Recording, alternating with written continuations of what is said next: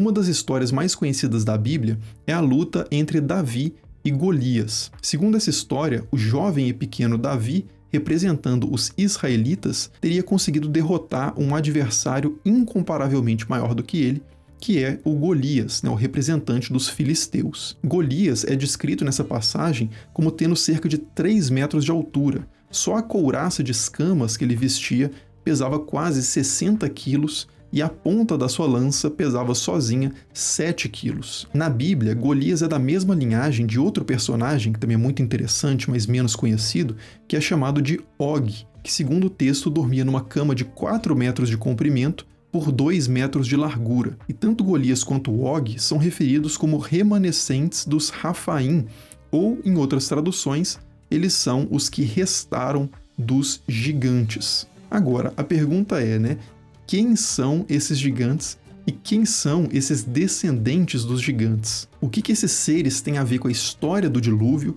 com a história da queda dos anjos e com as primeiras ideias cristãs sobre a origem dos demônios e das possessões? Nesse vídeo a gente vai examinar exatamente essas questões, analisando não só o imaginário bíblico sobre os gigantes, mas também as tradições paralelas que a gente encontra em textos apócrifos como o Livro de Enoque, em textos mesopotâmicos como a Epopeia de Gilgamesh e até em textos gregos sobre os titãs e sobre a Guerra de Troia. Então, se esse assunto te interessa, se acomode bem aí na cadeira, no sofá, sei lá onde você está, porque o vídeo de hoje é especialmente complexo, cheio de referências, então se prepare.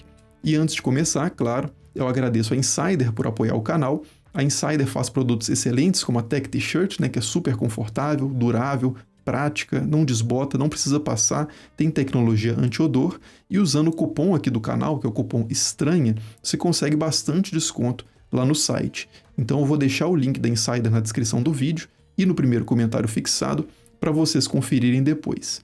Mas, por enquanto, vamos focar aqui na questão dos gigantes. E a primeira menção aos tais gigantes que a gente encontra na Bíblia aparece num texto extremamente enigmático. Ele diz o seguinte: quando os homens começaram a ser numerosos sobre a face da terra e lhes nasceram filhas, os filhos de Deus viram que as filhas dos homens eram belas e tomaram como mulheres todas as que lhes agradaram. Ora, naquele tempo e também depois, quando os filhos de Deus se uniam às filhas dos homens e estas lhes davam filhos, os Nefilim, ou gigantes, dependendo da tradução, habitavam sobre a terra. Estes homens famosos foram os heróis dos tempos antigos. Esse texto, então, fala de um grupo, os filhos de Deus, que se une a outro grupo, as filhas dos homens, e essa união produz um terceiro grupo, que são os Nefilim.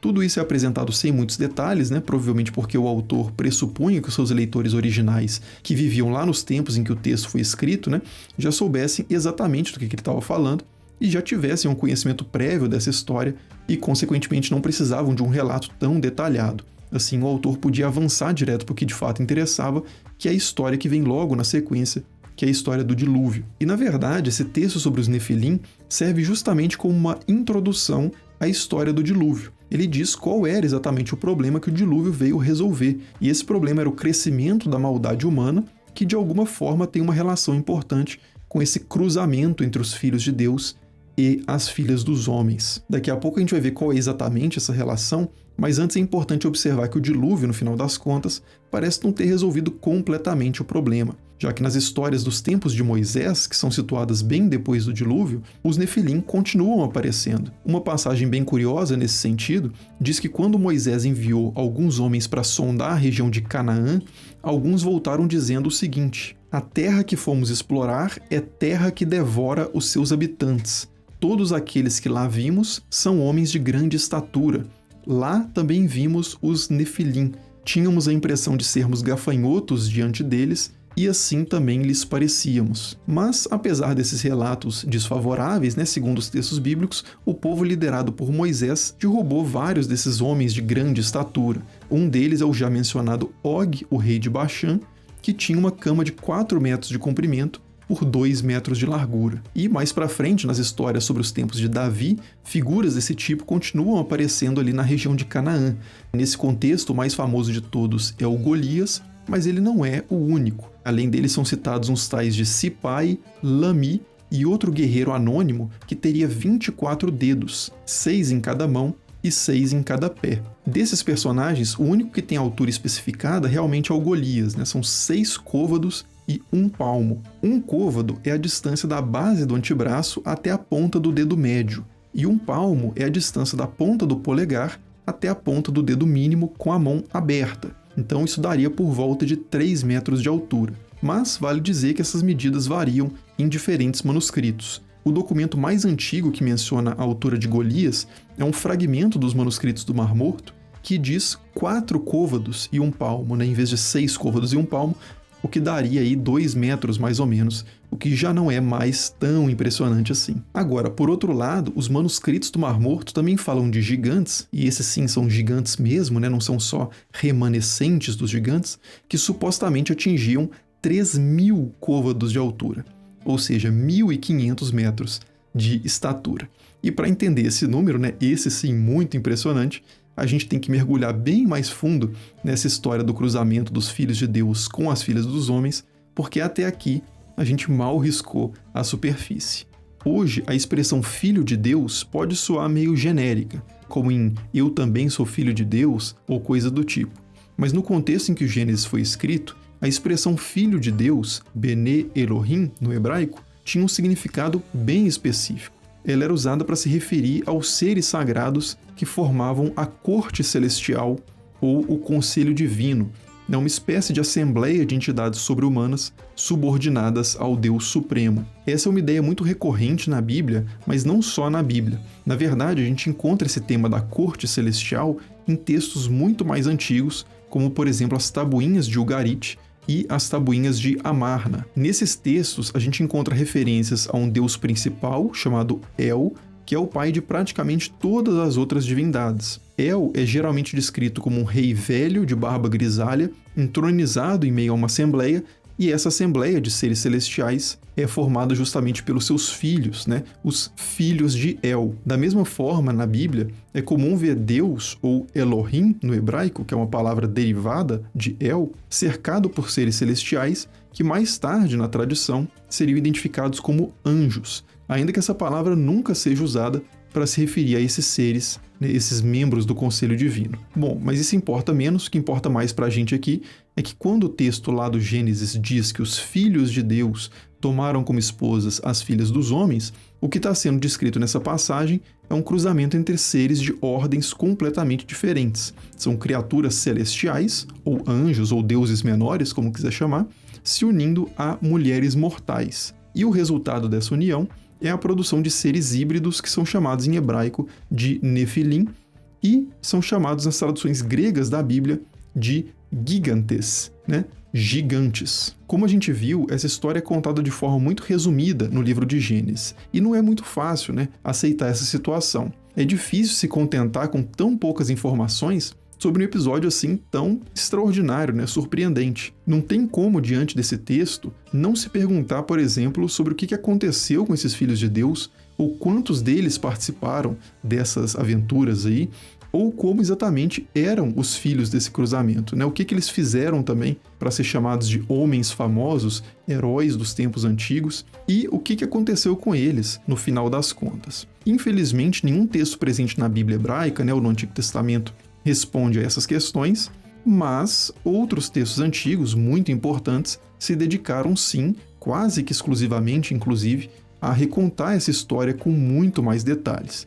E um desses é o famoso Livro de Enoque. Segundo esse livro, que data do 3º ao 1º século a.C., o que aconteceu foi o seguinte: no início dos tempos, alguns membros da corte celestial, chamados de vigilantes, foram encarregados de supervisionar os assuntos da Terra, e alguns deles, vivendo muito próximo dos humanos, acabaram se encantando pelas mulheres mortais. Como eles sabiam que seriam punidos caso fossem pegos tendo relação com humanas, esses vigilantes decidiram fazer um pacto entre eles para que nenhum deles dedurasse um ao outro, e caso eles fossem pegos, todos eles deveriam se unir para se proteger do castigo. E foi assim, segundo o livro de Enoque, que 200 vigilantes, sob o comando do seu líder, chamado Semiasa, começaram a tomar mulheres humanas como esposas e ensinar para os mortais as artes secretas que eram reservadas exclusivamente ao céu.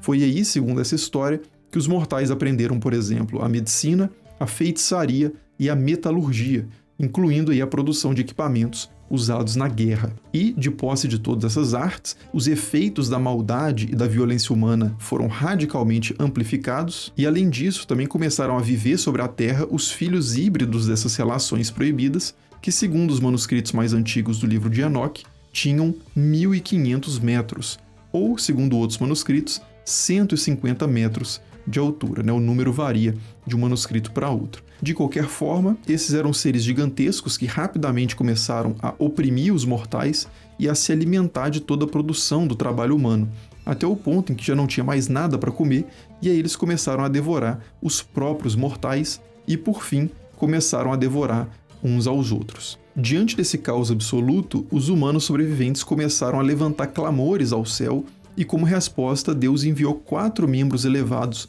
da corte celeste para resolver a questão. Miguel e Rafael foram enviados para aprisionar os líderes dos vigilantes debaixo da terra, Gabriel foi enviado para destruir os gigantes, filhos dos vigilantes, e Sariel foi enviado para preparar Noé e sua família para sobreviverem ao dilúvio, que em breve seria lançado por Deus para limpar toda a iniquidade da face da terra, né? Para resetar basicamente essa bagunça toda. Outro texto judaico antigo que também conta essa história é o chamado Livro dos Gigantes, que data do 2º século antes de Cristo, e também foi encontrado entre os manuscritos do Mar Morto. Ele é muito parecido com a primeira parte do livro de Enoque, mas ele tem uma particularidade interessante, que é que ele traz os nomes de alguns dos tais gigantes, né, dos Nefilim, dos homens famosos, heróis dos tempos antigos, e entre eles a gente encontra, de fato, o nome de pelo menos uma figura famosa da antiguidade, que é o Gilgamesh. Sim, o Gilgamesh da epopeia de Gilgamesh, né? Um semideus sumério.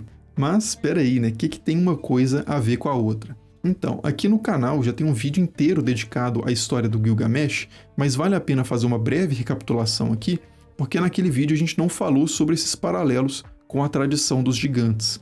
Então a epopeia de Gilgamesh é uma história mesopotâmica extremamente antiga que remonta ao 3º milênio antes de Cristo. Ela fala sobre um rei que era produto da relação entre um ser humano e outro sobre-humano. Né? Na lista suméria dos reis, ele é divino por parte de pai e humano por parte de mãe, enquanto que na versão clássica da epopeia, ele é 2/3 divino por parte de mãe e 1/3 humano por parte de pai. De qualquer forma, ele é sempre descrito como um ser excepcionalmente forte e excepcionalmente grande. Na versão clássica da epopeia, ele mede quase 5 metros de altura, tem quase 2 metros de largura e a cada passo que ele dá, ele avança 3 metros. E por causa dessa sua semidivindade, ele é capaz de derrotar qualquer mortal em combate, ele é capaz de tomar qualquer mulher e de reinar absoluto na sua cidade, que é a cidade suméria de Uruk, né, no atual Iraque. Pode parecer estranho que o Livro dos Gigantes, um livro escrito em aramaico, encontrado a poucos quilômetros de Jerusalém, combine a história do Gênesis com histórias lá da Mesopotâmia. Né? À primeira vista pode parecer que o autor está misturando aqui duas religiões completamente diferentes, que não tem nada a ver uma com a outra. Mas, na verdade, tanto as tradições da região do Levante, né, que inclui os antigos reinos de Israel e de Judá, quanto as da Mesopotâmia, sempre estiveram em contato umas com as outras e compartilharam muito do seu imaginário sobre os deuses, sobre o pós-vida e até sobre essa questão dos gigantes. E mais, né, e aqui a coisa começa a ficar ainda mais inusitada. Várias outras culturas também se desenvolveram nesse mesmo circuito cultural, incluindo a cultura grega. Consequentemente, acredite se quiser, a gente encontra paralelos dessas histórias de Nefilim até com a Guerra de Troia. Tem um texto grego chamado Catálogo de Mulheres, atribuído tradicionalmente ao poeta Hesíodo, que começa da seguinte forma: Cantai agora a estirpe das mulheres, ó musas olímpicas de doce voz, mulheres que expuseram a cintura em união com os deuses. A partir daí, o texto apresenta uma genealogia de semideuses, né, filhos e filhas nascidos das relações entre os mortais e os imortais, e esses semideuses são exatamente os heróis dos tempos antigos, né, homens e mulheres famosos muito superiores aos humanos normais. Só que essa raça híbrida não é lá muito bem vista pelo Deus Supremo Zeus, que decide então varrer esses seres da face da Terra, mesmo que isso custe a vida de pessoas que não têm nada a ver com essa história. E aqui o plano de Zeus não é exatamente causar um dilúvio, né? Ele até faz isso em outro texto, né, em outra ocasião, mas nesse texto o que ele faz é provocar uma guerra na qual os protagonistas vão ser justamente esses heróis, que vão terminar então por aniquilar uns aos outros.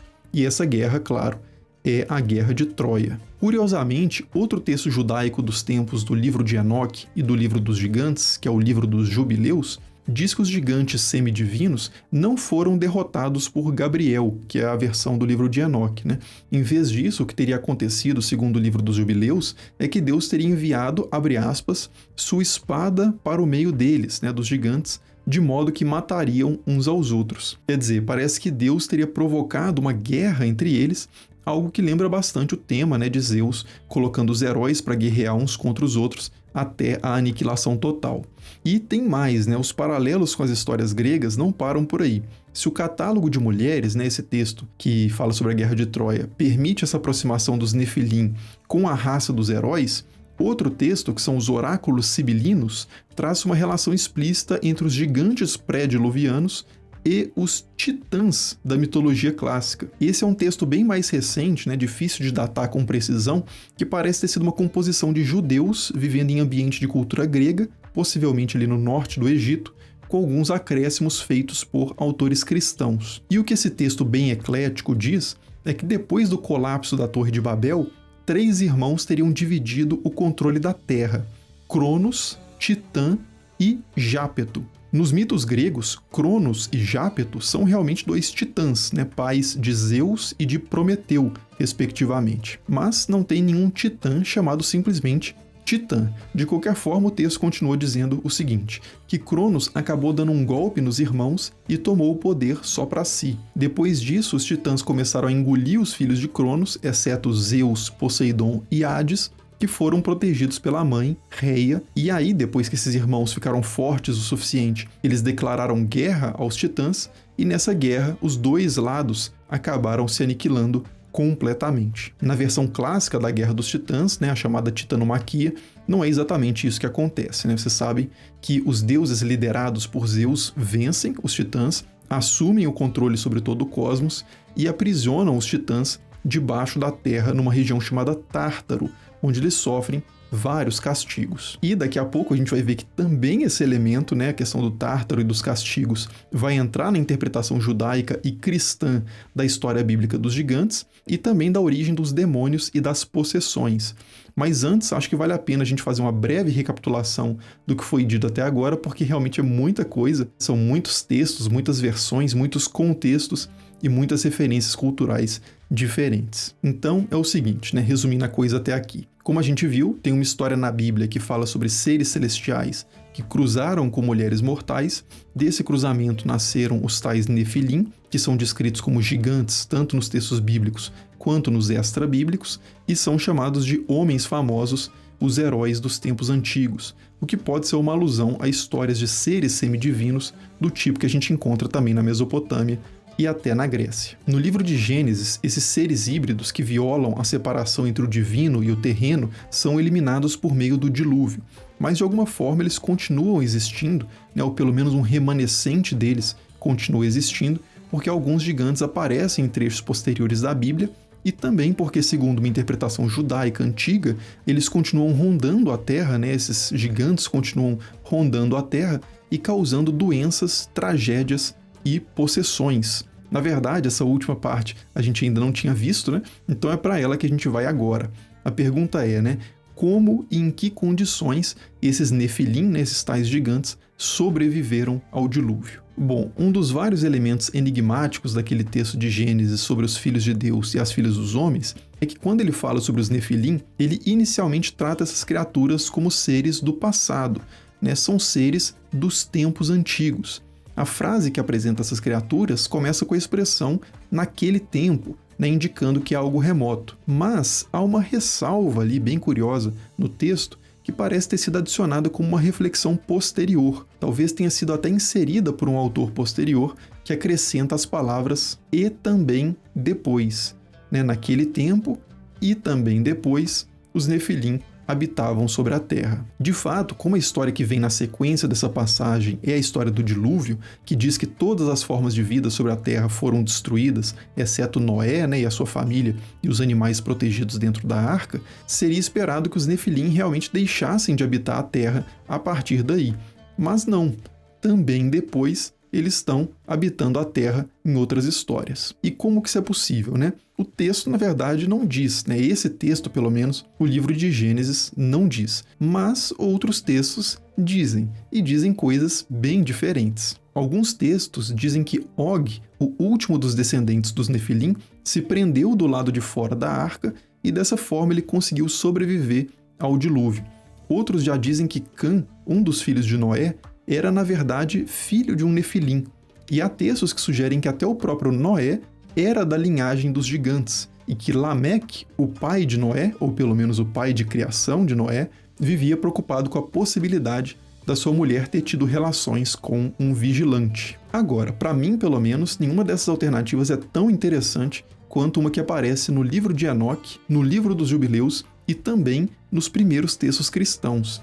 E essa alternativa é a seguinte: supostamente o que teria acontecido é que os corpos dos Nefilim teriam sido realmente destruídos ali nos tempos do dilúvio, mas os espíritos deles teriam sobrevivido. E teria sido nessa condição, né, de espíritos desencarnados, que eles teriam continuado a sua história na Terra. O livro dos Jubileus diz especificamente, né, sobre essa questão, que pouco tempo depois do dilúvio, Noé começou a notar que os seus netos estavam sendo atacados por esses espíritos dos gigantes caídos, que eram feitos de uma substância muito fina e por isso conseguiam se infiltrar pelo corpo humano, causando doenças e pensamentos malignos. E diante disso, Noé fez o seguinte pedido a Deus: Tu sabes como teus vigilantes, os pais desses espíritos, agiram durante a minha vida. Quanto a esses espíritos que permaneceram vivos, aprisiona-os, por favor, né? Aprisiona-os e os mantém cativos no lugar do juízo. E segundo o texto, Deus atendeu a esse pedido, mas não totalmente, porque o líder dos espíritos, um gigante chamado Mastemá, também fez uma súplica dizendo o seguinte: se não me restar ninguém, né, nenhum dos espíritos subordinados a ele, não serei capaz de impor minha vontade no meio da humanidade, pois eles, os espíritos, estão aí para destruir e desencaminhar os humanos antes da minha punição final, pois a maldade da humanidade é grande. E o que Deus faz então, né, para atender pelo menos parcialmente ambos os lados, é permitir que 1/10 dos espíritos dos gigantes caídos ficasse livre sobre a terra, possuindo, enlouquecendo e adoecendo as pessoas, enquanto Deus faria com que os outros 9/10 descessem ao lugar do juízo. É a essa tradição que as cartas atribuídas a Pedro no Novo Testamento fazem referência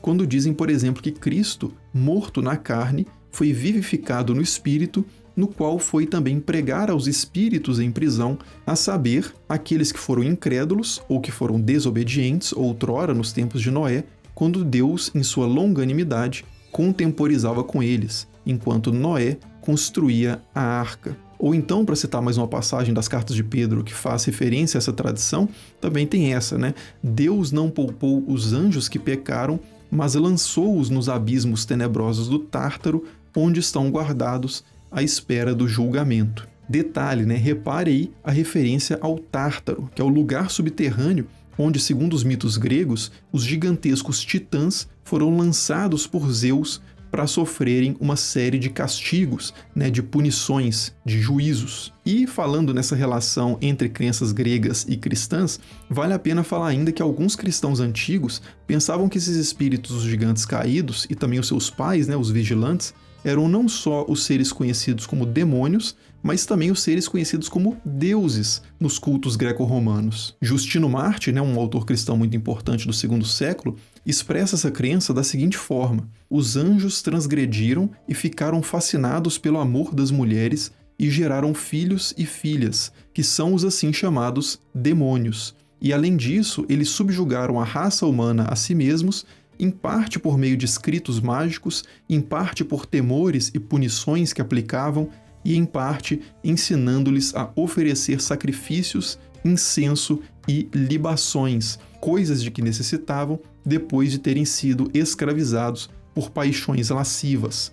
E no meio dos humanos, eles semearam homicídios, guerras, adultérios, feitos intempestivos e todo tipo de maldade. Essa explicação sobre a origem dos demônios e dos deuses greco-romanos seria muito aceita, muito compartilhada entre cristãos até pelo menos o IV século, que é quando Agostinho de Hipona, o Santo Agostinho, propõe uma leitura diferente a respeito da história do cruzamento dos filhos de Deus com as filhas dos homens. No judaísmo, mais ou menos nesse período também, alguns rabinos começam a rejeitar a leitura angélica desse texto e propõem, em vez disso, que os filhos de Deus seriam seres humanos da descendência de Sete, enquanto as filhas dos homens seriam mulheres humanas da descendência de Caim. Bom, mas como essas interpretações já não têm mais nada a ver com gigantes, que é o tema desse vídeo, a gente pode deixar para falar sobre elas em outra oportunidade. Então, finalmente, a gente pode concluir, quem são os gigantes da Bíblia? Bom, os textos bíblicos falam de figuras gigantescas como Og e Golias e relacionam essas figuras aos Nefilim, que são seres que aparecem numa das passagens mais enigmáticas do livro de Gênesis. Como essa passagem parece pressupor que os leitores originais tinham um repertório contextual, cultural, suficiente para entenderem a história sem que o autor precisasse dar muitos detalhes, a gente hoje, quando tem acesso a essa história, e lê essa história sem esse repertório compartilhado pelos antigos, a gente é obrigado a recorrer a outras fontes históricas, ao método histórico, para recuperar as referências necessárias. E nesse esforço, a primeira referência importante é a ideia de filhos de El, presente nas traduções cananeias, que ajuda a entender quem são os filhos de Elohim, os filhos de Deus, que são esses seres celestiais subordinados à divindade suprema.